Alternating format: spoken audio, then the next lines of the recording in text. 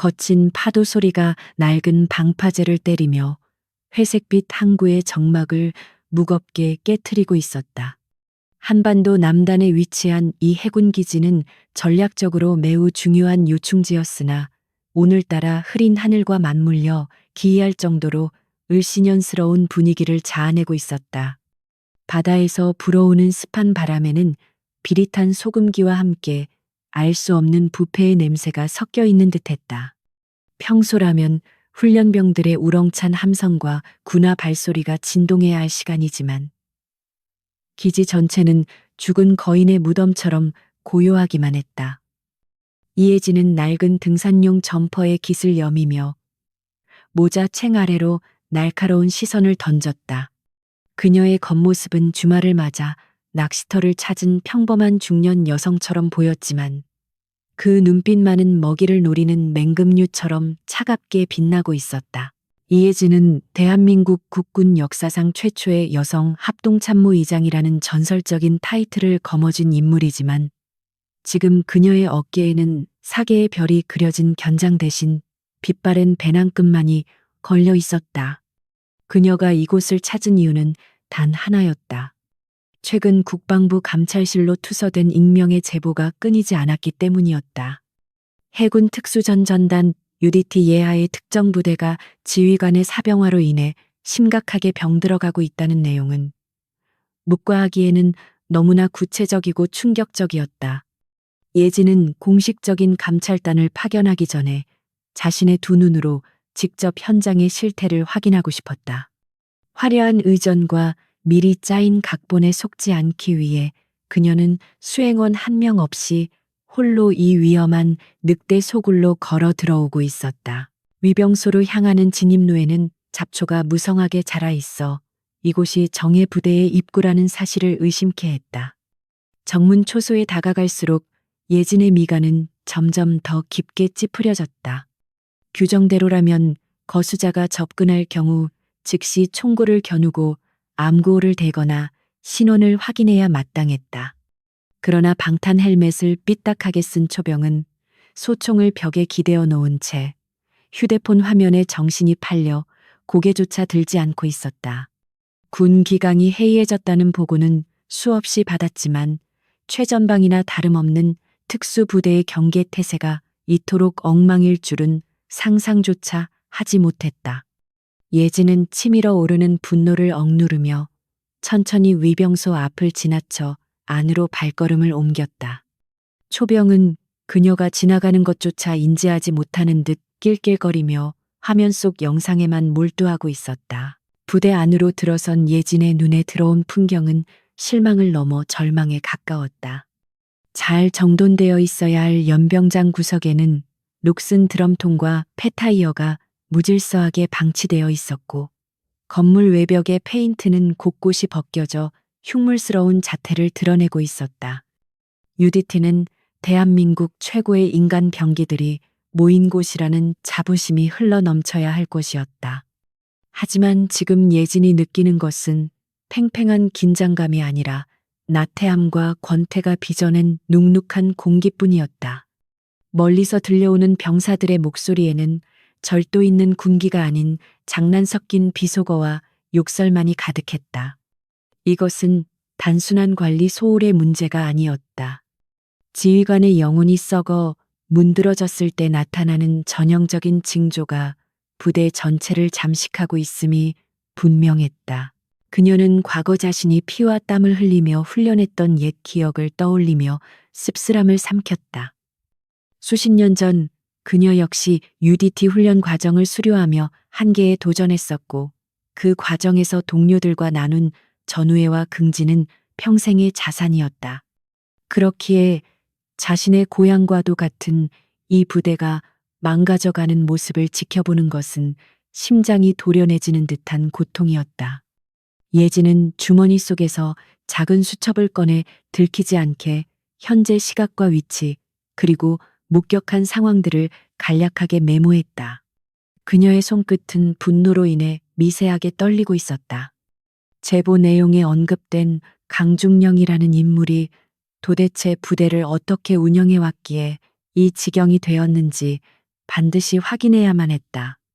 그녀의 걸음은 이제 단순한 방문이 아닌 사냥감을 쫓는 추적자의 발걸음으로 변해 있었다. 본청 건물로 향하는 길목에서 예진은 작업복을 입은 몇 명의 병사들과 마주쳤다. 그들은 상의 단추를 거의 다 풀어헤친 채 담배를 피우며 킬킬거리고 있었다. 명백히 지정된 흡연 구역이 아닌 곳이었음에도 누구 하나 제지하는 사람이 없었다. 지나가는 민간인 복장의 여성을 발견한 그들의 눈빛에는 경계심보다는 호기심과 불쾌한 시선이 뒤섞여 있었다. 한 병사가 휘파람을 불며 무례한 제스처를 취했지만 예진은 그들을 무시하고 묵묵히 제 갈 길을 갔다. 지금 당장 저들의 군복을 벗기고 영창에 보내고 싶은 충동이 일었지만 더 큰 악을 잡기 위해 작은 소란을 일으킬 수는 없었다. 그녀는 지금 낚시 바늘을 깊숙이 들이우고 대어가 물리기만을 기다리는 낚시꾼과 같았다. 예진은 발걸음을 옮겨 장교들이 주로 머무는 지휘 통제실 근처가 아닌 훈련장 뒤편의 외진 창고 쪽으로 향했다. 정보에 따르면 강중령은 일과 시간에도 집무실을 비우고 자신만의 아지트에서 측근들과 어울리는 경우가 많다고 했다. 건물의 그림자가 길게 드리워진 그곳에서는 둔탁한 타격음과 함께 왁자지껄한 고함이 들려오고 있었다. 정규 훈련 소리라고 하기에는 너무나 불규칙하고 감정적인 소음이었다. 예진은 본능적으로 이곳이 문제의 진원지임을 직감했다. 그녀는 발소리를 죽이고 낡은 컨테이너 박스 뒤로 몸을 숨기며 소리가 나는 방향을 주시했다. 마치 적진 깊숙이 침투하여 정찰 임무를 수행하던 위관 장교 시절의 감각이 되살아나는 듯했다. 그곳에는 상의를 탈의한 근육질의 사내들이 땀을 흘리며 격투기를 빙자한 싸움판을 벌이고 있었다. 그들은 군인이라기보다는 뒷골목의 건달 패거리처럼 보였다. 그리고 그 중앙의 고급 캠핑 의자에 앉아 선글라스를 끼고 다리를 꼬고 있는 한 남자가 있었다. 계급장은 잘 보이지 않았지만 주변의 병사들이 그에게 굽실거리며 음료를 나르고 부채질을 하는 모습에서 그가 바로 이 부대의 제왕으로 군림하는 강중령임을 단번에 알아차릴 수 있었다. 그는 부하들이 피 흘리며 싸우는 모습을 마치 투견 경기를 관람하듯 즐기고 있었다. 신성한 국방의 의무를 수행하는 군인들을 자신의 유흥거리로 전락시킨 그 역겨운 광경에 예진은 입술을 깨물었다. 강중령은 손에 든 맥주캔을 흔들며 싸움에서 진 병사에게 모욕적인 언사를 퍼붓고 있었다. 패배한 병사는 고개를 숙인 채 모멸감을 견디고 있었고 승리한 병사 또한 기쁨보다는 안도감 섞인 표정으로 강중령의 눈치를 살피고 있었다. 이것은 훈련이 아니었다.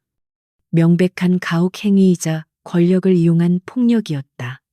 예진은 스마트폰을 꺼내 조용히 그 장면을 영상으로 담기 시작했다. 확실한 물증 없이는 계급 뒤에 숨어 법망을 빠져나가려는 자들을 단죄하기 어렵다는 것을 누구보다 잘 알고 있었다.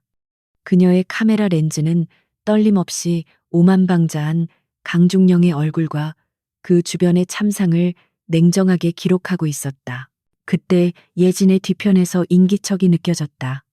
순찰을 돌던 것이 아니라 땡땡이를 치고 구석에서 잠을 자다 나온 듯한 부사관 한 명이 하품을 하며 걸어오고 있었다. 그는 컨테이너 뒤에 숨어 있는 예진을 발견하고는 소스라치게 놀라며 뒷걸음질 쳤다. 예진은 침착하게 검지손가락을 입술에 대며 조용히 하라는 신호를 보냈지만 당황한 부사관은 상황 파악을 제대로 하지 못한 채 고함을 질러버렸다.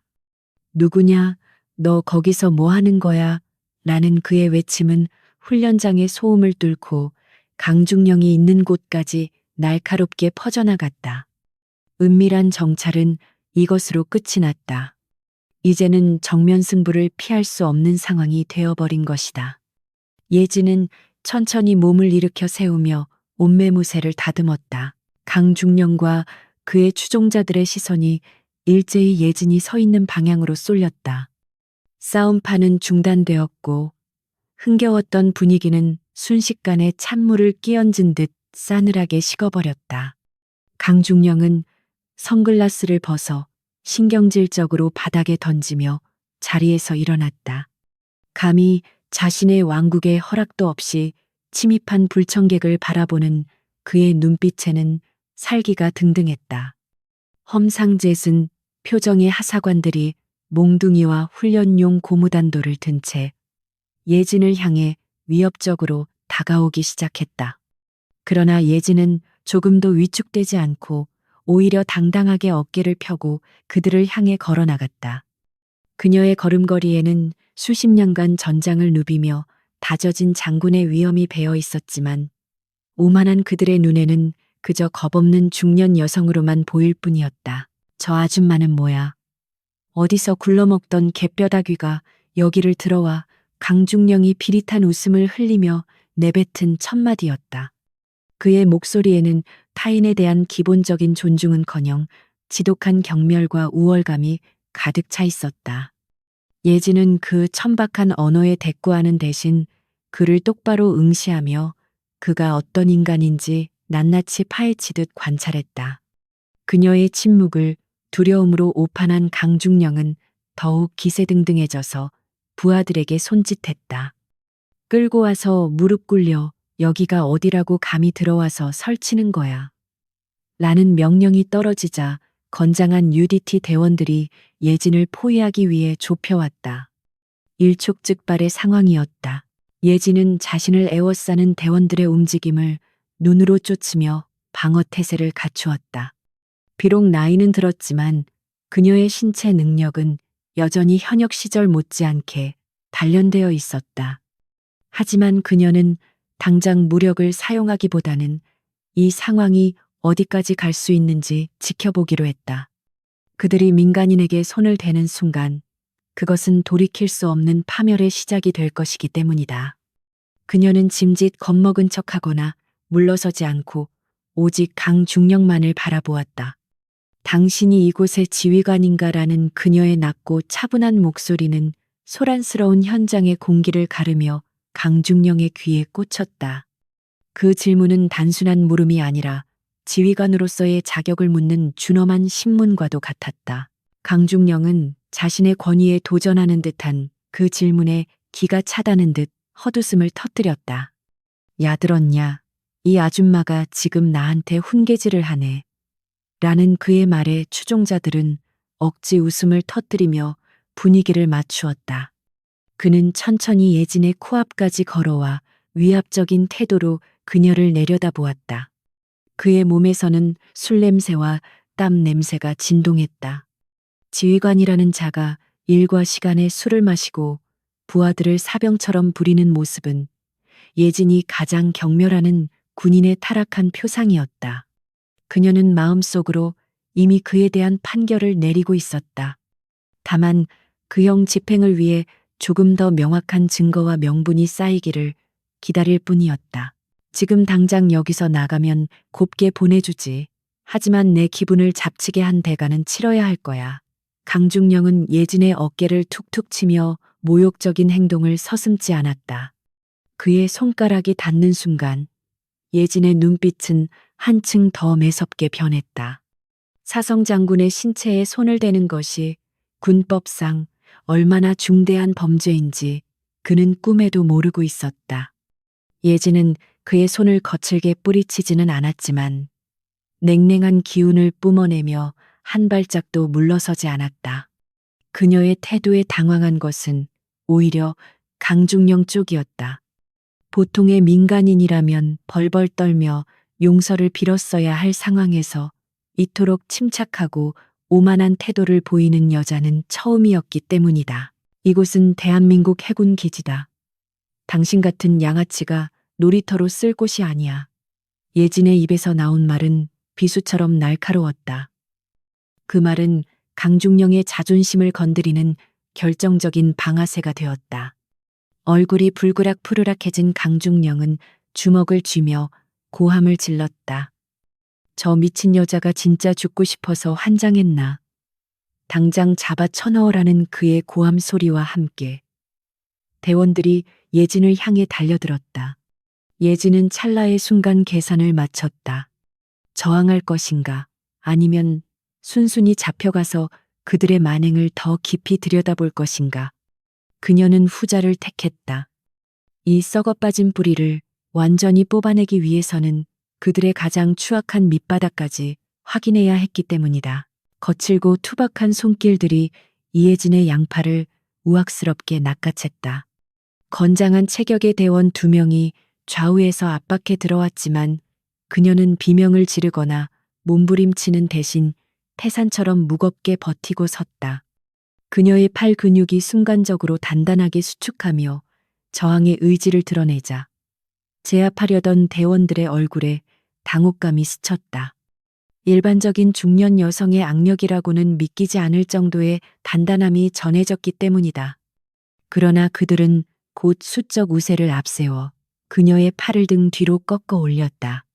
뼈가 어긋나는 듯한 통증이 어깨를 타고 올라왔지만 예진은 신음소리 하나 내지 않고 차가운 눈빛으로 강중령을 노려보았다. 그녀의 침묵은 항복이 아니라 폭풍전의 고요와도 같은 무거운 압박감을 주고 있었다. 강중령은 포박당한 예진의 모습을 보며 비릿한 승리감에 도취된 듯 입꼬리를 말아 올렸다. 그는 마치 사냥감을 잡은 맹수처럼 느릿한 걸음으로 다가와 예진의 턱을 거칠게 들어 올렸다. 그의 손가락 끝에서 전해지는 불쾌한 악력과 코를 찌르는 알코올 냄새가 예진의 신경을 긁어댔다. 보통의 민간인이라면 이 상황에서 공포에 질려 눈물을 흘리거나 살려달라고 애원하는 것이 정상이었다. 하지만 예진의 눈동자는 흔들림 없이 고요했고 그 깊은 곳에는 그를 향한 경멸과 단호한 심판의 의지가 이글거리고 있었다. 강중령은 그 눈빛이 마음에 들지 않는다는 듯 인상을 찌푸리며 예진의 얼굴을 잡은 손에 힘을 주어 거칠게 옆으로 밀쳐냈다. 뭐야, 이 아줌마 눈깔이 왜 이래? 겁대가리를 상실했나? 강중령이 킬킬거리며 주위의 부하들을 향해 동의를 구했다. 주변에 있던 대원들은 지휘관의 기분에 맞추기 위해 과장되게 웃음을 터뜨리며 예진을 조롱했다. 그들의 웃음소리에는 죄책감이나 부끄러움은 전혀 찾아볼 수 없었고 오직 약자를 괴롭히는 비열한 쾌락만이 묻어났다. 예진은 이들이 군인으로서의 명예를 잃어버린 지 오래라는 사실을 뼈저리게 실감했다. 그녀는 흐트러진 옷매무새를 신경 쓰지 않고 고개를 똑바로 들며 입을 열었다. 당신은 대한민국 장교로서 부끄럽지도 않은가라는 그녀의 낮은 일갈은 소란스러운 웃음소리를 단숨에 잠재울 만큼 강력하고 서늘한 기운을 품고 있었다. 순간적인 정적이 흐르고 강중령의 얼굴이 붉게 달아오르기 시작했다. 감히 자신의 구역에서 포로 신세가 된 주제의 훈계를 늘어놓는 예진의 태도는 그의 뒤틀린 자존심을 정통으로 건드렸다. 그는 신고 있던 군화발로 예진의 정강이를 걷어찰듯 위협하며 고래고래 소리를 질렀다. 이게 진짜 돌았나? 어디서 훈계질이야? 너 간첩이지? 아니면 어디서 파견 나온 찌라시 기자냐? 강중령은 예진이 평범한 민간인이 아닐 것이라는 의심을 품으면서도 자신의 권력 안에서는 누구도 무사할 수 없다는 오만함에 빠져 있었다. 그는 예진의 정체를 파악하기보다는 당장 자신의 기분을 망친 대가를 치르게 하고 싶어 안달이 난 상태였다. 예진은 강중령의 폭력적인 언행에도 눈 하나 깜짝하지 않고 그를 똑바로 응시했다. 내 신분이 궁금하다면 정식으로 헌병대에 인계하고 절차를 밟아라. 그것이 지휘관이 해야 할 행동이다. 예진의 목소리에는 한치의 물러섬도 없는 당당함이 깃들어 있었다. 그녀는 지금 이 순간에도 그가 군법을 어기고 민간인을 불법 감금하고 폭행하려 한다는 사실을 명확히 하고자 했다. 그녀의 논리 정연하고 위험 있는 말투는 오히려 강중령의 화를 더욱 돋우는 촉매제가 되었다. 무식하고 폭력적인 힘으로만 부대를 장악해 온 그에게 예진의 이성적인 태도는 참을 수 없는 모욕이자 도전으로 받아들여졌기 때문이다. 강중령은 분을 이기지 못하고 옆에 있던 빈 드럼통을 발로 걷어찼다. 쾅하는 굉음과 함께 드럼통이 굴러가며 험악한 분위기가 최고조에 달했다. 그는 씩씩거리는 숨소리를 내며 예진의 코앞까지 다가와 침이 튀도록 고함을 질렀다. 야, 이 미친년아, 여기가 법정인 줄 알아. 여기는 내 구역이고 내 말이 곧 법이야. 알겠어? 그의 눈은 광기로 번들거리고 있었고 이성은 이미 마비된 상태였다. 주변의 대원들도 지휘관의 폭주에 동조하며 위협적인 분위기를 조성했다. 그들은 마치 먹잇감을 앞에 둔 하이에나 떼처럼 예진을 둘러싸고 언제든지 달려들 준비를 하고 있었다. 그때 강중령이 비틀린 미소를 지으며 예진의 어깨를 손가락으로 쿡쿡 찔렀다. 그의 입에서 나온 말은 예진이 평생 들어본 적 없는 가장 모욕적이고 충격적인 언사였다. 이 건방진년이 인사는 왜 안 해? 너 무슨 UDT 소속이라도 되냐? 사성 장군이라도 되는 줄 아나 보지. 아주 그냥 기가 차서 말이 안 나오네. 강중령은 예진의 당당한 태도를 비꼬며 그녀를 철저히 뭉개버리려 했다. 그는 자신이 내뱉은 말이 얼마나 치명적인 실수인지 전혀 인지하지 못하고 있었다. 바로 그 순간 예진의 눈빛이 차갑게 가라앉으며 돌이킬 수 없는 결심을 굳혔다. 이 자는 더 이상 교화나 징계의 대상이 아니라 군에서 영구히 격리시켜야 할 암적인 존재였다. 예진은 강중령의 그 말을 마음속 깊이 새겨 넣었다. 너 무슨 UDT 소속이라도 되냐라는 비아냥은 대한민국 국군 전체를 모독하는 것이자 목숨 바쳐 나라를 지킨 선후배들에 대한 용서받지 못할 신성모독이었다. 그녀는 입가에 희미하고 서늘한 미소를 띄웠다. 그 미소의 의미를 알 리 없는 강중령은 그녀가 겁에 질려 실성했다고 생각하며 더욱 기세등등해졌다. 좋아, 아주 잘 걸렸어. 오늘 네가 콧대 높은 척한 대가가 얼마나 비싼지 톡톡히 치르게 해주마. 강중령은 부하들에게 눈짓을 보내며 예진을 끌고 갈 것을 명령했다. 그의 목소리에는 잔인한 기대감이 잔뜩 묻어 있었다. 대원들은 예진을 거칠게 일으켜 세워 어디론가 끌고 가기 시작했다. 그녀는 저항하지 않고 순순히 그들의 이탐에 몸을 맡겼다. 지금 당장 힘으로 그들을 제압하고 탈출하는 것은 어렵지 않았지만 그녀는 이 썩어빠진 연극의 끝을 보고 싶었다. 강중령이 자신을 어디로 데려가서 무슨 짓을 저지를지 그 바닥을 확인해야만 완벽한 파멸을 선사할 수 있었다. 그녀의 발걸음은 포로의 그것처럼 보였지만 실상은 적진의 심장부로 들어가는 지휘관의 위풍당당한 행진이었다. 그녀의 등 뒤로 강중령의 비웃음 소리가 따라붙었지만 예진에게는 그저 단말마의 비명처럼 들릴 뿐이었다. 끌려가는 도중에도 예진의 눈은 쉴 새 없이 주변을 스캔했다. 부대 곳곳에 방치된 군수품들 규정을 위반한 사제 시설물들, 그리고 근무지 이탈을 밥 먹듯이 하는 병사들의 모습이 낱낱이 포착되었다. 이 모든 것이 강중령이 저지른 직무유기의 증거들이었다. 그녀는 머릿속으로 보고서의 내용을 정리하며 분노를 냉철한 이성으로 승화시켰다. 잠시 후 그들이 도착한 곳은 정식 유치장이 아닌 낡고 습한 지하 창고였다. 그곳은 강중령이 마음에 들지 않는 부하들을 가두고 사적 제재를 가하는 고문실이나 다름없는 장소임이 분명해 보였다. 철문이 열리고 곰팡이 냄새가 훅 끼쳐오는 어두운 공간이 드러났다. 강중령은 예진을 안으로 밀어 넣으며 마지막 경고를 날렸다. 거기서 반성 좀 하고 있어. 내가 기분이 좀 풀리면 다시 올 테니까. 그때는 좀 고분고분해지는 게 좋을 거야.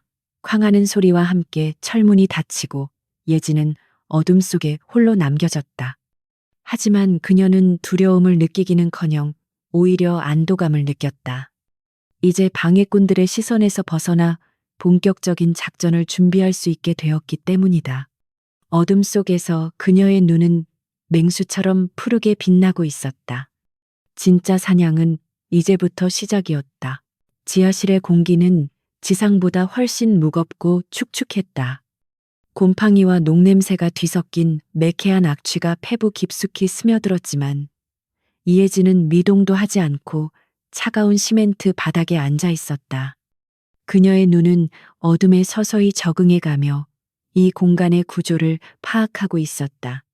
이곳은 정식 영창이나 구금 시설이 아니었다. 벽면에는 정체를 알 수 없는 얼룩들이 묻어 있었고 구석에는 부러진 강목과 낡은 쇠사슬이 널브러져 있었다. 강중령이라는 자가 자신의 마음에 들지 않는 병사들을 데려와 사적으로 제재를 가하고 폭력을 행사해온 비밀 고문실임이 틀림없었다. 대한민국 국군의 신성한 제복을 입은 자가 이런 짓을 저지르고 있다는 사실에 예진의 분노는 차갑게 식어 날카로운 칼날처럼 변해가고 있었다. 얼마 지나지 않아 육중한 철문이 삐걱거리는 소리를 내며 다시 열렸다. 눈을 찌를 듯한 밝은 조명이 쏟아져 들어왔고 강중령과 그의 신복인 대위 한 명이 안으로 들어왔다. 대위의 손에는 예진에게서 빼앗은 낡은 배낭이 들려 있었다. 그는 배낭을 바닥에 거칠게 쏟아 부으며 내용물을 낱낱이 파헤치기 시작했다. 굴러떨어진 것은 싸구려 화장품 몇 개와 손때 묻은 수첩, 그리고 낡은 지갑뿐이었다. 화려한 명품이나 고위직을 암시할 만한 물건은 어디에도 없었다. 강중령은 바닥에 흩어진 물건들을 군화발로 툭툭 건드리며 비웃음을 터뜨렸다. 가진 거라고는 쥐뿔도 없는 주제에 자존심만 살아서는 꼴이 아주 가관이군. 강중령은 예진의 지갑을 열어 신분증을 찾으려 했으나 그 안에는 현금 몇만 원과 가족사진 한 장뿐, 주민등록증이나 군 신분증은 들어있지 않았다. 예진은 이번 암행 감찰을 위해 철저하게 신분을 숨기고 움직였었다. 강중령은 지갑을 예진의 얼굴을 향해 던지며 윽박질렀다. 신분증도 없이 군사시설을 배회해 너 간첩 맞지? 아주 고정 간첩이 제 발로 걸어 들어왔어. 그는 예진을 간첩으로 몰아세워 자신의 불법적인 감금 행위를 정당화하려는 얄팍한 속셈을 드러냈다. 하지만 예진은 바닥에 떨어진 가족 사진을 조용히 주워 품에 넣으며 그를 싸늘하게 올려다보았다. 당신의 상상력은 빈약하기 짝이 없군. 고작 생각한다는 게 그것뿐인가? 예진의 도발적인 대답에 강중령의 얼굴이 붉게 달아올랐다. 그는 성큼성큼 다가와 예진의 멱살을 잡고 거칠게 흔들었다. 야, 이 아줌마가 진짜 죽고 싶어 환장했나 본데 여기서 쥐도 새도 모르게 죽어나가도 아무도 몰라 알겠어. 그의 입에서 튀어나온 침이 예진의 얼굴에 튀었지만 그녀는 눈 하나 깜짝하지 않았다. 오히려 그녀의 눈동자는 강중령의 영혼을 꿰뚫어 볼 듯 깊고 고요했다. 그 압도적인 눈빛에 순간적으로 위축된 강중령은 멱살을 잡은 손에 힘이 빠지는 것을 느꼈다. 맹수 앞에 선 초식 동물처럼 본능적인 공포가 등줄기를 타고 흘렀기 때문이다. 자존심의 상처를 입은 강중령은 더 큰 모욕을 주기 위해 비열한 방법을 선택했다. 그는 옆에 서 있던 대위에게 턱짓으로 예진을 가리키며 명령했다. 야, 이 여자 몸수색해 옷 속에 도청 장치나 녹음기 숨겼을지 모르니까 싹 다 벗겨서 확인해. 그것은 인간으로서의 존엄을 짓밟는 최악의 성희롱이자 군인으로서 절대 해서는 안 될 범죄 행위였다. 대위조차 그 명령에는 잠시 망설이는 듯 멈칫거렸다. 아무리 막 나가는 부대라 해도 민간인 여성을 상대로 강제 탈의 수색을 하는 것은 선을 넘어도 한참 넘은 짓이었기 때문이다. 하지만 강중령은 대위의 정강이를 걷어차며 소리쳤다. 안 들려 까라면 까는 거지. 어디서 눈치를 봐. 대위가 쭈뼛거리며 예진에게 다가오자 방 안의 공기가 순식간에 얼어붙었다. 예진은 천천히 자리에서 일어나며 낮지만 묵직한 목소리로 경고했다. 내 몸에 손끝 하나라도 대는 순간 너희들은 군복을 벗는 것으로 끝나지 않을 것이다. 인생 전체를 후회하게 만들어주지. 그녀의 목소리에는 서슬퍼런 살기가 담겨 있어 좁은 지하실을 가득 채웠다. 그것은 단순히 겁을 주기 위한 허세가 아니었다. 수없는 사선을 넘나들며 적을 제압해온 역전의 용사만이 뿜어낼 수 있는 진짜 살기였다. 대위는 압도적인 기세에 눌려 저도 모르게 뒷걸음질 쳤고 손을 뻗을 엄두조차 내지 못했다. 강종령 역시 예진의 기세에 당황한 기색이 역력했다. 평범한 아줌마라고 생각했던 여자에게서 뿜어져 나오는 이 기이한 위압감은 도저히 설명할 수 없는 것이었다. 그는 헛기침을 하며 어색한 침묵을 깼다. 이 여자가 진짜 미쳤나. 허풍은 아주 청산유순에 좋아. 어디 한번 끝까지 버텨봐. 그는 직접 손을 대는 대신 다른 방법으로 예진을 굴복시키기로 마음먹었다. 야, 물 한 모금도 주지 마. 밥도 주지 말고 화장실도 보내지 마. 제발 살려달라고 빌 때까지 이 어둠 속에 처박아도. 그는 비겁하게 꼬리를 내리면서도 끝까지 자신의 권력을 과시하려 했었다. 그들은 도망치듯 서둘러 지하실을 빠져나갔다. 철문이 닫히기 직전 강중령은 마지막으로 뒤를 돌아보며 악에 바친 목소리로 소리쳤다. 네가 누군지 모르겠지만 내 구역에서 나한테 대든 걸 뼈저리게 후회하게 될 거다.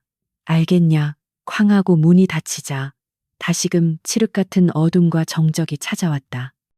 예진은 그제야 긴장을 풀고 깊은 한숨을 내쉬었다.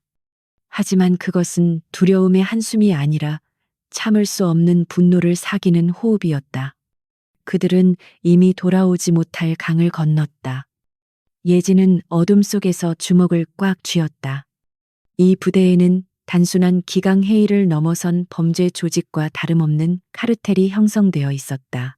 시간이 얼마나 흘렀는지 가늠하기 어려웠지만 예진은 흐트러짐 없는 자세로 앉아 명상을 계속했다.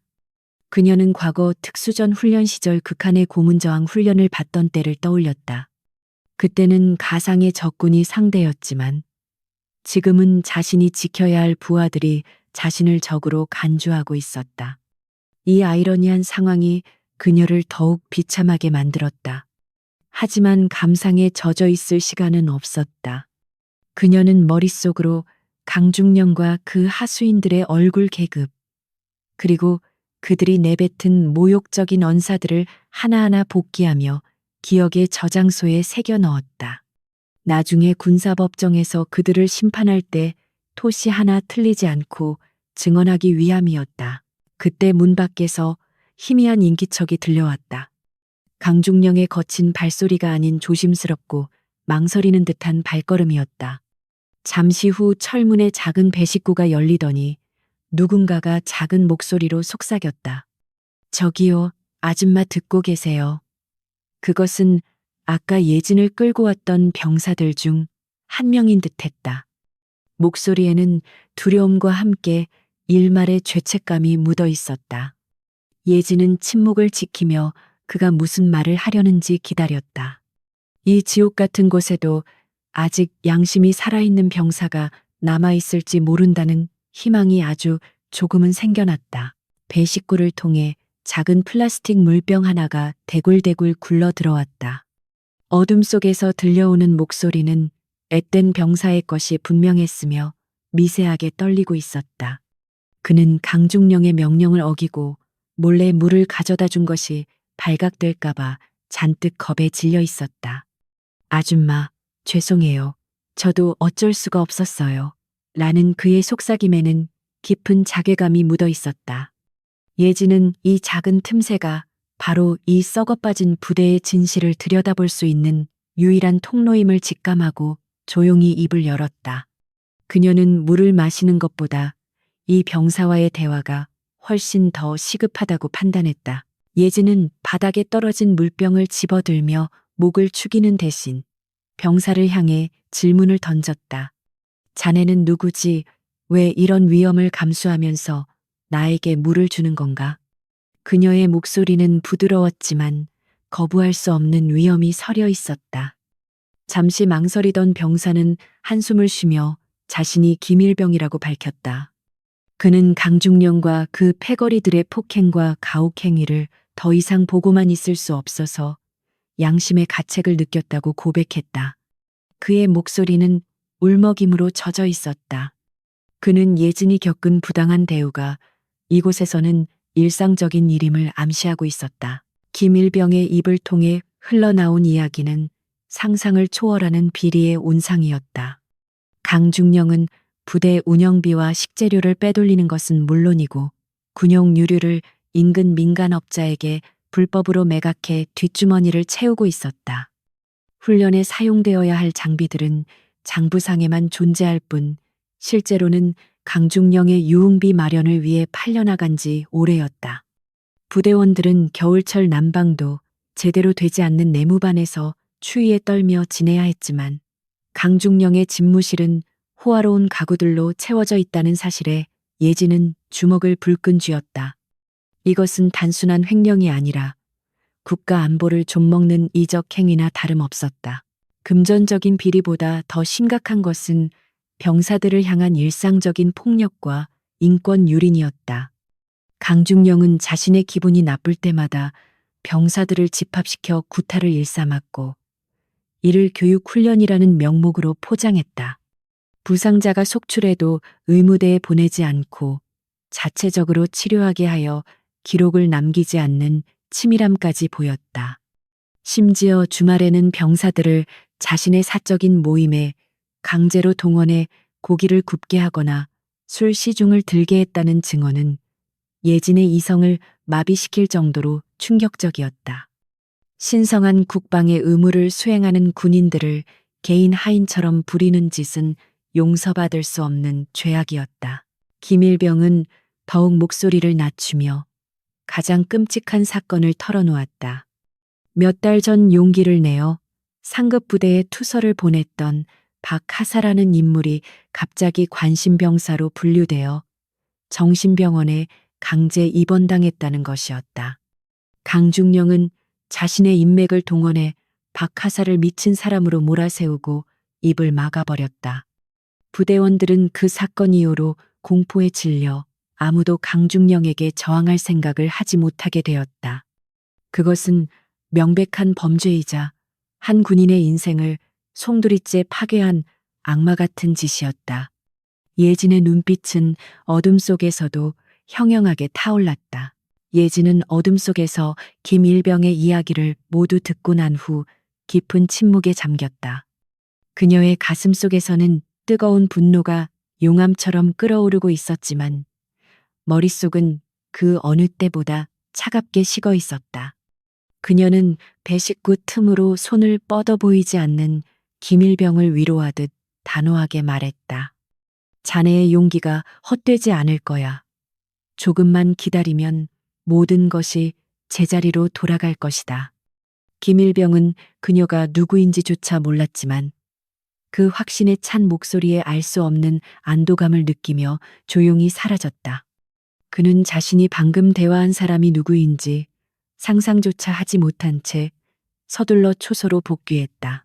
다시 혼자가 된 예진은 김일병이 전해준 정보들을 바탕으로 강중령을 확실하게 파멸시킬 시나리오를 구상했다. 단순히 옷을 벗기는 것으로는 부족했다.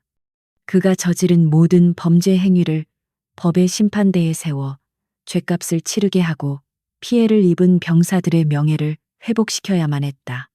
그녀의 손목시계는 약속된 시간을 향해 부지런히 움직이고 있었다. 국방부 직속 특별감찰단과 헌병대가 이곳을 덮치기까지 이제 얼마 남지 않았다. 폭풍우가 몰아치기 직전의 고요함이 지하실을 가득 채우고 있었다. 강중령의 파멸은 이미 시작되고 있었다. 해안 도로를 따라 피어오르는 뿌연 흙먼지는 단순한 돌풍이 만들어낸 것이 아니었다.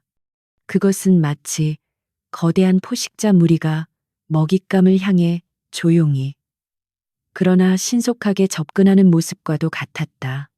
칠흑 같은 색상의 고급 세단과 중무장한 헌병대의 호위 차량들이 긴 행렬을 이루며 기지 정문을 향해 질주해 오고 있었다. 평소라면 결코 볼 수 없는 장엄하고 압도적인 광경에 위병소 초병들은 넋을 잃고 그 행렬을 바라보았다. 차량 앞부분에 펄럭이는 성판과 깃발들은 그들이 감당할 수 없는 고위 인사가 예고도 없이 방문했음을 알리고 있었다. 나른하고 평화로웠던 기지의 공기는 순식간에 깨지고 날카로운 긴장감이 팽팽하게 감돌기 시작했다. 지휘 통제실에서 다리를 꼬고 앉아 한가롭게 잡지를 뒤적거리던 강중령의 평화는 요란하게 울리는 인터폰 소리에 산산조각이 났다. 수화기 너머로 들려오는 당직 사관의 목소리는 공포에 질려 사시나무 떨듯 떨리고 있었다. 합참 의장실 소속의 차량 행렬이 위병소를 막 통과했다는 보고는 강중령의 머릿속을 하얗게 백지장처럼 만들어버렸다. 그는 손에 들고 있던 잡지를 바닥에 떨어뜨리며 벌떡 일어났다. 사전 통보도 없이 이런 외진 촌구석까지 별들이 때로 들이닥칠 이유는 전혀 없었다. 그의 등줄기를 타고 차가운 식은땀이 비오듯 흐르기 시작했다. 강중령은 황급히 구겨진 군복 상의를 다듬으며 혼란스러운 머리를 필사적으로 굴리기 시작했다. 단순한 불씨 검열일 것이라고 애써 스스로를 위로했지만 가슴 밑바닥에서 올라오는 불안감은 쉽사리 가라앉지 않았다. 그는 부관에게 고래고래 소리치며 당장 연병장을 청소하고 병사들의 군기를 잡으라고 지시했다. 하지만 이미 엉망진창이 된 부대 상태를 단 몇 분 만에 정상적인 모습으로 되돌리는 것은 물리적으로 불가능에 가까웠다. 그의 머릿속에는 오직 자신의 안위와 승진에 대한 걱정뿐이었다. 낡은 지하실 창고에 가둬둔 여자의 존재는 이 급박하고 정신없는 상황 속에서 까맣게 잊혀지고 있었다. 캄캄한 지하실 바닥에 가부좌를 틀고 앉아있던 이혜진은 외부의 소란스러움을 본능적으로 감지했다. 멀리서 희미하게 들려오는 사이렌 소리와 다급하게 뛰어다니는 군화 발소리들은 그녀가 그토록 기다리던 시간이 드디어 도래했음을 알리는 신호였다. 그녀는 천천히 자리에서 일어나 굳어있던 근육과 관절을 풀었다. 이제 곧 굳게 닫힌 저 육중한 철문이 열리고 진실의 빛이 쏟아져 들어올 것이다. 그녀는 자신의 헝클어진 머리와 초라한 행색을 부끄러워하는 대신 오히려 그것을 부패한 지휘관을 심판할 가장 강력하고 명백한 증거로 삼기로 했다.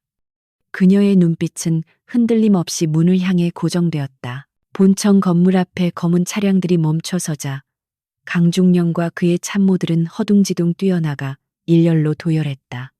최고급 세단의 문이 열리고 어깨에 별들이 수놓아진 정복을 입은 고위 장성들이 하나둘씩 차에서 내렸다. 그들의 표정은 하나같이 돌처럼 굳어 있었고 주변을 둘러보는 눈빛에는 숨길 수 없는 불쾌감과 살기가 서려 있었다. 강중령은 입가에 경련이 일어날 듯한 억지 미소를 지으며 큰 소리로 거수경례를 붙였지만 돌아오는 것은 차가운 침묵뿐이었다. 그는 분위기가 심상치 않게 돌아가고 있음을 직감했지만 여전히 자신이 무엇을 잘못했는지 정확히 파악하지 못한 채 식은땀만 흘렸다.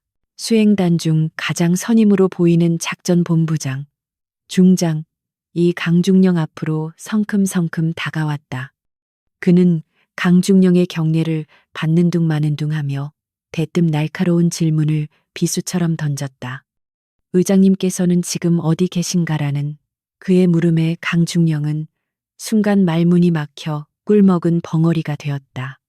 의장님이라니 도대체 누구를 말하는 것인지 짐작조차 가지 않았기 때문이다. 합참의장이 이곳에 먼저 도착했다는 말인가. 강중령의 눈동자가 지진이라도 난 듯 심하게 흔들렸다. 그는 흐르는 땀을 닦지도 못한 채 더듬거리는 목소리로 아직 도착하지 않으셨다고 대답할 수밖에 없었다. 작전본부장은 한심하다는 듯 혀를 차며 옆에 있던 부관에게 위치 추적 결과를 다시 확인하라고 지시했다. 부관은 즉시 태블릿 PC를 내밀며 정확한 GPS 좌표를 가리켰다.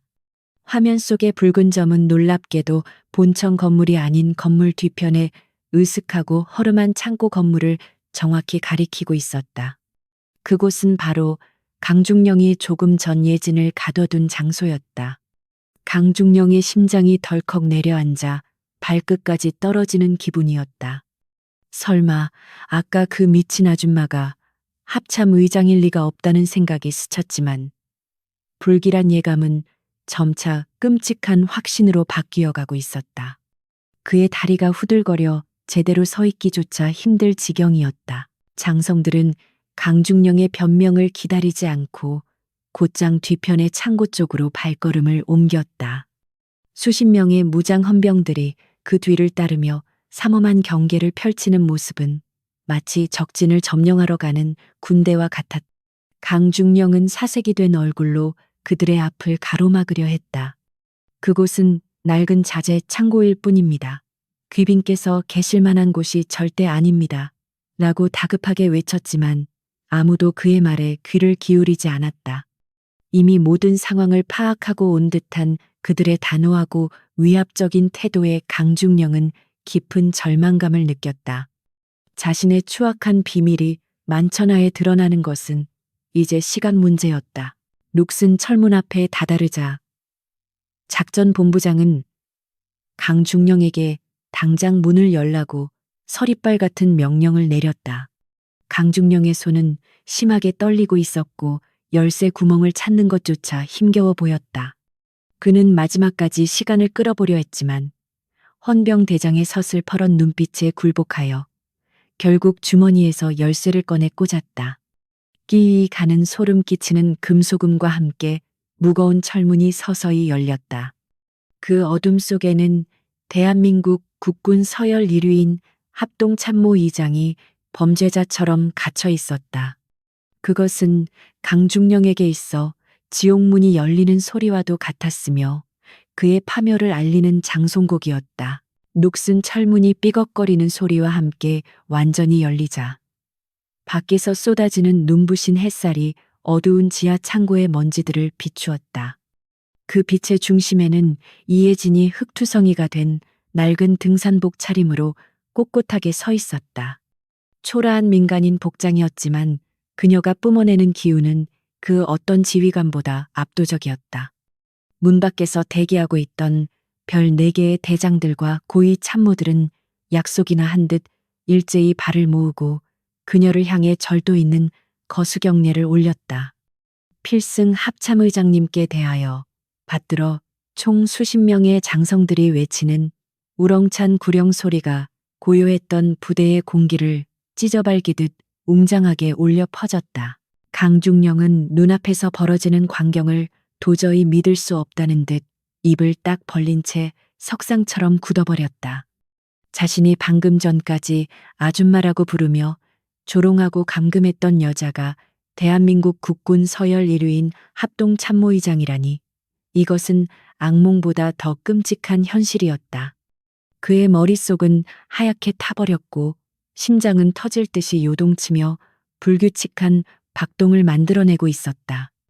다리에 힘이 풀려 휘청거렸지만 뒤에서 버티고 서 있는 무장 헌병들의 서슬퍼런 기세 때문에 쓰러지는 것조차 허락되지 않았다. 그의 오만했던 눈동자는 이제 극심한 공포와 절망으로 가득 차 초점을 잃고 심하게 흔들리고 있었다. 예진은 천천히 걸음을 옮겨 창고 밖으로 나왔다. 대기하고 있던 수행부관이 재빨리 다가와 그녀의 어깨에 정갈하게 다림질된 사성장군의 약정복 상의를 걸쳐주었다. 비록 하의는 흙 묻은 등산 바지였지만 어깨 위에서 찬란하게 빛나는 4개의 은색 별은 그녀가 이 구역의 절대적인 지배자임을 증명하고 있었다. 예진은 헌병이 건네준 정모를 천천히 눌렀으며 매서운 눈빛으로 사시나무 떨듯 떨고 있는 강중령을 내려다보았다. 그녀의 표정에는 그 어떤 감정의 동요도 없었지만 그 고요함이 오히려 더 큰 공포를 자아내고 있었다. 자네가 아까 나에게 물었지 인사도 안 하는 건방진 년이 어느 UDT 소속이냐고. 예진의 낮고 차분한 목소리는 마치 천둥소리처럼 강중령의 고막을 강타했다. 그녀는 강중령이 자신에게 했던 모욕적인 질문을 토씨 하나 틀리지 않고 그대로 돌려주었다. 이제 대답해보게. 내가 자네에게 경례를 해야 할 군번인가? 아니면 자네가 나에게 목숨을 걸고 충성을 맹세해야 할 상관인가? 예진의 차가운 질문에 강중령은 입술을 파랗게 질린 채 달달 떨며 아무런 말도 하지 못했다. 공포에 질려 혀가 마비된 듯 그저 컥컥거리는 짐승의 신음소리만 낼 뿐이었다. 그는 본능적으로 바닥에 무릎을 꿇고 머리를 땅에 처박으며 조아렸다. 살려달라는 비명조차 나오지 않는 극도의 공포가 그의 전신을 지배하고 있었다. 강중령의 뒤에 서서 킬킬거리며 예진을 조롱하고 폭력을 방조했던 대위와 하사관들 역시 사색이 되어 바닥에 납작 엎드렸다. 그들은 자신들이 저지른 짓이 단순한 실수나 기강해이가 아니라 국가 원수의 버금가는 고위 지휘관에 대한 반란 행위이자 하극상으로 간주될 수 있다는 사실을 뼈저리게 깨닫고 있었다. 연병장에는 숨소리조차 들리지 않을 정도의 무거운 침묵만이 감돌았고 오직 바람에 펄럭이는 장성기 소리만이 그들의 파멸을 재촉하고 있었다. 예진은 더 이상 그들에게 자비를 베풀거나 훈계를 늘어놓을 생각이 없었다. 그녀는 옆에 서 있던 헌병대장에게 짧고 단호하게 명령을 내렸다. 강중령과 그 가담자 전원을 즉시 현행범으로 체포한다. 죄목은 상관, 모독, 불법 감금, 직권, 남용, 특수폭행, 그리고 군수품 횡령 혐의다. 이 시간부로 이들의 모든 직위와 권한을 박탈하고 계급장을 회수하라. 그녀의 말이 떨어지기가 무섭게 헌병들이 맹수처럼 달려들어 강중령과 그의 일당들을 거칠게 제압했다. 그들의 어깨에 달려있던 계급장이 뜯겨나가는 소리가 처참하게 울려 퍼지며 그들의 군인 인생도 산산조각이 났다. 그리고 김일병 어디 있나? 예진의 부드러운 부름에 구석에서 떨고 있던 김일병이 조심스럽게 앞으로 걸어 나왔다. 그는 자신이 감찰 대상에 포함되어 처벌받을까봐 두려움에 떨고 있었다.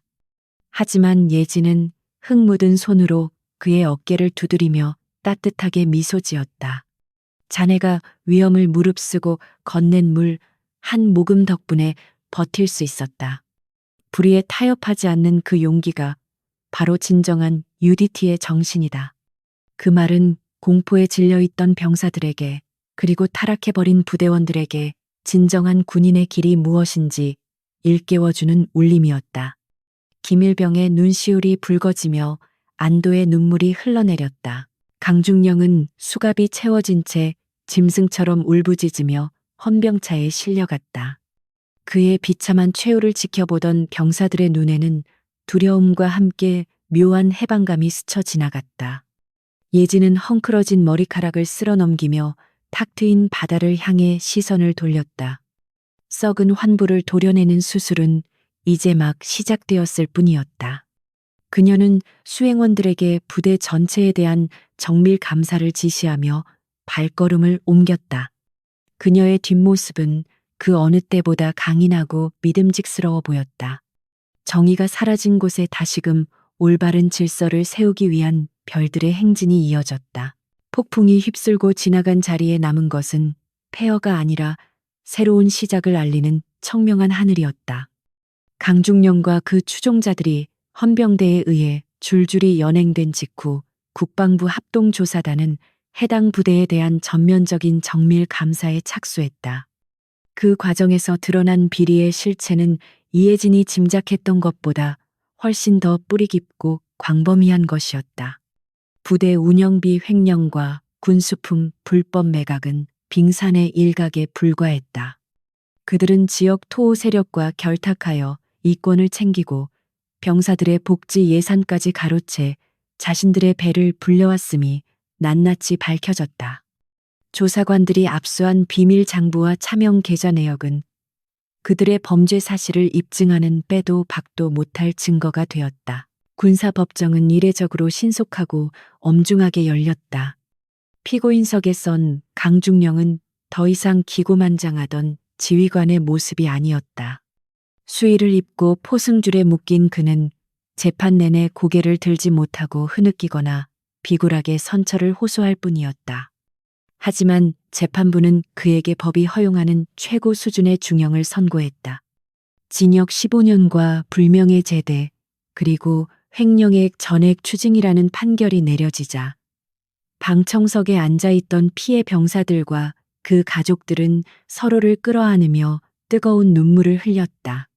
그것은 단순히 한 범죄자의 몰락이 아니라 오랫동안 짓밟혔던 정의가 다시 바로 세워지는 역사적인 순간이었다. 강중령의 몰락은 군 내부에도 거대한 파장을 불러일으켰다. 이 사건은 전군에 전파되어 지휘관의 도덕적 해이와 권력 남용에 대한 강력한 경종을 울리는 계기가 되었다. 국방부는 예하 모든 특수부대에 대한 감찰을 강화하고 병영 부조리 신고 시스템을 대폭 개선하겠다는 쇄신안을 발표했다. 특히 이해진 의장은 이번 사건을 계기로 지휘관의 자질 검증 시스템을 근본적으로 뜯어고치는 작업에 직접 착수했다. 실력과 성과뿐만 아니라 인성과 도덕성을 갖춘 자만이 지휘관의 자리에 오를 수 있도록 하는 새로운 인사평가 제도가 도입되었다. 썩은 살을 도려내는 고통은 컸지만 그것은 강한 군대로 거듭나기 위해 반드시 겪어야 할 성장통이었다. 새로운 부대장으로는 예진이 직접 추천한 최 대령이 부임했다. 그는 UDT 내에서도 원칙주의자이자 덕장으로 존경받는 인물이었다. 최 대령은 취임 첫날 화려한 취임식 대신 병사들의 식당을 찾아 배식을 돕고 함께 밥을 먹으며 그들의 고충을 듣는 것으로 업무를 시작했다. 강중령 시절에는 상상도 할 수 없었던 파격적인 행보였다. 그는 병사들을 사적인 하인처럼 부리는 악습을 즉각 폐지하고 훈련과 휴식의 균형을 맞춘 합리적인 일과표를 도입했다. 지휘관이 바뀌자 부대의 공기 자체가 달라지기 시작했다. 병사들의 눈빛에서는 두려움과 불신이 사라지고 다시금 군인으로서의 자부심과 활기가 차오르기 시작했다. 강중령에게 핍박받아 정신병원에 강제 입원당했던 박하사는 명예를 회복하고 원대 복귀했다. 그는 국가로부터 치료비 전액과 위로금을 지급받았으며 동료들의 뜨거운 환영을 받으며 다시 군복을 입을 수 있게 되었다. 그리고 위험을 무릅쓰고 예진에게 물을 건넸던 김일병은 용기 있는 행동을 인정받아 참모총장 표창을 수여받았다. 시상식 단상에선 김일병은 수줍은 표정으로 예진을 바라보았고 예진은 단상 아래에서 그에게 따뜻한 엄마 미소를 지어 보였다. 작은 용기가 모여 거대한 악을 무너뜨릴 수 있다는 사실을 증명해낸 그들은 진정한 영웅이었다. 계절이 몇 번 바뀌고 다시 겨울이 찾아왔을 때 예진은 집무실 창가에 서서 눈 내리는 서울의 풍경을 내려다보고 있었다. 책상 위에는 UDT 부대가 최우수 전투 부대로 선정되었다는 보고서가 놓여 있었다. 그녀는 보고서 표지에 적힌 부대원들의 이름을 하나하나 손으로 짚어가며 흐뭇한 미소를 지었다. 권력은 높은 곳에서 군림하기 위해 존재하는 것이 아니라 가장 낮은 곳에서 고통받는 이들을 보호하기 위해 존재해야 한다는 그녀의 신념이 틀리지 않았음을 확인하는 순간이었다. 그녀의 어깨에 달린 4개의 별은 단순한 계급장이 아니라 수많은 장병들의 생명과 인권을 지켜야 하는 무거운 책임의 무게였다. 예진은 외투를 걸치고 다시 현장으로 나갈 채비를 했다. 이번에는 몰래 숨어 들어가는 자맹이 아니라 당당한 공식 순시였다. 헬기를 타고 도착한 부대 연병장에는 칼바람이 불고 있었지만 병사들의 기세는 그 어느 때보다 뜨거웠다. 헬기 프로펠러 소리가 잦아들고 예진이 내리자 잘 정돈된 대열을 갖춘 부대원들이 일제히 경례를 올렸다.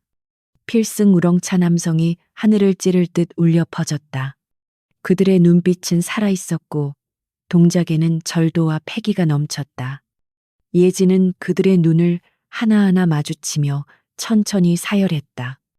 과거의 오물과 부패는 씻은 듯이 사라지고 그 자리에는 대한민국 최정예 부대다운 위용만이 남아 있었다. 사열을 마친 예진은 단상에 올라 마이크를 잡았다. 그녀는 준비된 원고를 읽는 대신 진심을 담아 병사들에게 말을 건넸다.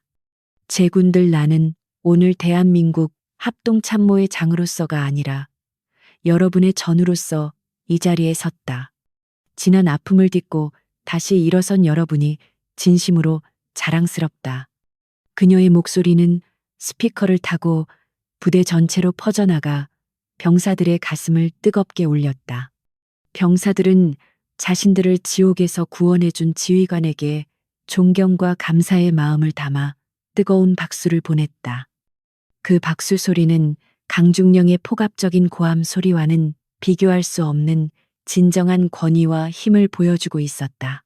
행사가 모두 끝나고 돌아가는 길 예진은 잠시 멈춰서서 과거 자신이 갇혀 있었던 그 낡은 창고 건물을 바라보았다. 그곳은 이제 철거되어 사라지고 병사들을 위한 현대식 체육관과 휴게시설이 들어서 있었다. 어둠이 지배하던 공간이 빛과 웃음이 넘치는 공간으로 탈바꿈한 모습은 정의가 승리했다는 가장 확실한 증거였다. 그녀는 입가에 옅은 미소를 띠며 수행원에게 말했다. 가자. 아직 우리가 가야 할 곳이 많다. 그녀의 발걸음은 거침이 없었다. 세상 어딘가에 또 다른 강중령이 숨어 있을지 모르지만 그녀는 결코 멈추지 않을 것이다. 차량에 오르기 전 문득 예진의 뇌리에 강중령이 내뱉었던 비아냥 섞인 질문이 다시금 떠올랐다. 인사도 안 하는 건방진 년이 어느 UDT 소속이냐던 그 어리석은 질문 말이다. 그녀는 마음속으로 그에 대한 마지막 대답을 남겼다. 나는 특정 부대에 소속된 군인이 아니다. 나는 이 땅의 자유와 평화를 지키는 모든 군인들의 지휘관이며 그들의 명예를 지키는 파수꾼이다. 그리고 그 책임을 다하기 위해서라면 언제든 다시 아줌마의 모습으로 가장 낮은 곳으로 내려갈 준비가 되어 있다. 그녀를 태운 차량이 기지를 빠져나가고 멀어지는 차창 밖으로 푸른 바다가 끝없이 펼쳐져 있었다. 그 바다는 묵묵히 모든 것을 지켜보며 파도를 일으키고 있었다. 마치 썩은 것들을 정화하고 새로운 생명을 잉태하는 자연의 섭리처럼 예진이 남기고 간 정의의 씨앗은 군이라는 거대한 조직 안에서 싹을 틔우고 뿌리를 내릴 것이다. 진짜 힘은 계급장의 개수나 목소리의 크기에서 나오는 것이 아니라 사람을 향한 존중과 올바른 신념에서 나온다는 진리를 다시 한번 되새기며 이야기는 막을 내린다.